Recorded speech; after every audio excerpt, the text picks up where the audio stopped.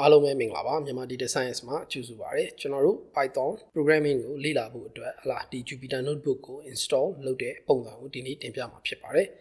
လေ့လာသူမိတ်ဆွေအတော်များများမေးတဲ့မေးခွန်းတစ်ခုရှိပါတယ်အဲ့ဒါဘာလဲဆိုတော့ကျွန်တော်တို့ Anaconda ကို install မလုပ်ဘဲနဲ့ Jupyter notebook တစ်ခုပဲ install လုပ်လို့ရပါသလားဆိုတာဖြစ်ပါတယ်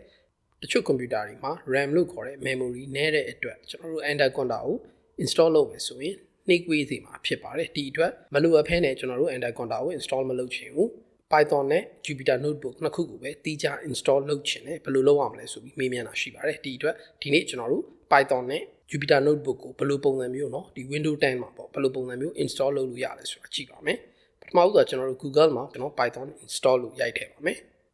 ဒါဆိုရင်ကျွန်တော်တို့ download Python ဆိုတဲ့ page ကိုရောက်ရှိမှာဖြစ်ပါတယ်ကျွန်တော်တို့ Python ကို download လုပ်ယူပါမယ်Python ကို Windows, Linux, Mac အစရှိတဲ့ OS တွေမှာ download လုပ်လို့ရတဲ့ version တွေကိုပေးထားတာဖြစ်ပါတယ်ကျွန်တော်တို့ကိုယ့်ရဲ့ Windows operating system ကိုနားလည်ရမှာဖြစ်ပါတယ်ကိုဒီ 32bit သုံးလား 64bit သုံးလားဆိုတာကိုသိရှိရမှာဖြစ်ပါတယ်အဲ့လိုသိရှိမယ်ဆိုရင်တော့သက်ဆိုင်ရာ 64bit ဆိုရင် 64bit installer ကို download လုပ်ပြီးရယူရမှာဖြစ်ပါတယ်အခြားသော version တွေလည်းရှိပါတယ်เนาะကျွန်တော် latest version ကိုပဲ install လုပ်ပါမယ်ဒီနေ့အထိ latest version ဒီ 3.91 ဖြစ်ပါတယ်အဲ့ဒီအတွက် 64bit installer ကိုကျွန်တော် download လုပ်ပြီး install လုပ်ပါမယ် download အဆင်သင့်ဖြစ်ပြီဆိုရင်ကျွန်တော် installer ကိုဖွင့်ပါမယ်ပြီးရင် custom installation ကိုနှိပ်ပါမယ်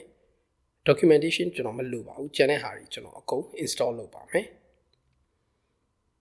ဒီနေရာမှာကို install လုပ်မယ် path ကိုပေးထားတာဖြစ်ပါတယ်ကျွန်တော်အနေနဲ့ environment variables add လုပ်မှာဖြစ်ပါတယ်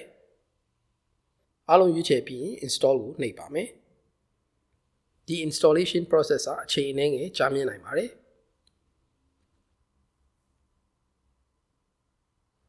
ခုဆိုရင် installation successful ဖြစ်သွားပါပြီအခုကျွန်တော်တို့ install လုပ်လိုက်တာ Python ဖြစ်ပါတယ်ဆိုတော့ disable path length limit ဆိုတာကိုကျွန်တော်နှိပ်ပါမယ်ဒါဟာကျွန်တော်တို့ Windows ကလက်ခံတယ်เนาะ character length ကို limit လုပ်ထားတဲ့အတွက်ကျွန်တော် disable လုပ်တာဖြစ်ပါတယ်အခုကျွန်တော်တို့ Python install လုပ်ပြီးတော့ပြီဒီအတွက်ကျွန်တော် system ရဲ့ environment variables ကိုဝင်ကြည့်မယ်ဆိုရင် path အောက်မှာเนาะကျွန်တော် edit ကိုနှိပ်ကြည့်ပါမယ် path အောက်မှာ Python 39နဲ့เนาะ Python script ဆိုတဲ့အရာနှစ်ခုဝင်ရောက်နေတာကိုတွေ့ရှိရမှာဖြစ်ပါတယ်ဒါဘာကြောင့်လဲဆိုတော့ကျွန်တော် install လုပ်တော့က environment variable ကို path မှာထည့်မယ်လို့ညွှန်ကြားလို့ဖြစ်ပါတယ်ကောင်းပါပြီအခုကျွန်တော်တို့ Jupyter notebook ကို install လုပ်ကြည့်ပါမယ်ဒီအတွက် Jupyter notebook လို့ Google မှာရိုက်ထည့်ပြီးသူနဲ့သက်ဆိုင်ရာ comment ကိုတွင်းရမှာဖြစ်ပါတယ်ကျွန်တော် comment prompt ကိုခေါ်ပါမယ် Jupyter notebook website မှာပေးထားတဲ့အတိုင်းကျွန်တော် pip install Jupyter lab လို့ရိုက်ထည့်ပါမယ် enter နှိပ်ပါမယ်ခုဆိုရင် jupyter.org ကနေเนาะဒီ Jupyter notebook ကိုကျွန်တော်ဆက်ထည့်ဖို့ download လုပ်ပြီး install လုပ်နေတာဖြစ်ပါတယ်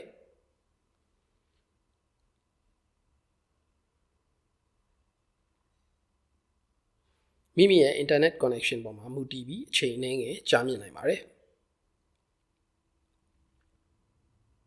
ဆိုတော့ဒီမှာ warning တစ်ခုရှိပါတယ်အဲ့ဒါဘာလဲဆိုတော့ pip version ကိုကျွန်တော် upgrade လုပ်ခိုင်းတာဖြစ်ပါတယ်ကျွန်တော် pip version ကို upgrade လုပ်လိုက်ပါမယ်ဆိုတော့ကျွန်တော် pip version ဟာ 20.33 latest pip version ဖြစ်ပါတယ်ကောင်းပါပြီအခုကျွန်တော်တို့ Jupyter notebook ကိုခေါ်ပါမယ်ဒီအတွက်ကို run ရမယ် command ဒီ Jupyter-lab ဖြစ်ပါတယ် command line ကိုကျွန်တော်သွားပါမယ် Jupyter-lab ကိုရိုက်ပြီး enter နှိပ်ပါမယ်ဒီလိုဆိုရင် Jupyter notebook စတင်မှာဖြစ်ပါတယ်ကျွန်တော်ရဲ့ default browser ပွင့်လာပါမယ်ပြီးရင် local port 84လုံးမှာ Jupyter notebook ကိုတွေ့ရှိရမှာဖြစ်ပါတယ်ကျွန်တော်တို့ Python 3 notebook အသစ်တစ်ခု create လုပ်ရဆိုရင် Python 3 ကိုရွေးချယ်ရမှာဖြစ်ပါတယ်သူ့ရဲ့ဘယ်ဘက်မှာเนาะဒီ Windows Explorer လို့ဟာမျိုးပေးထားပါတယ်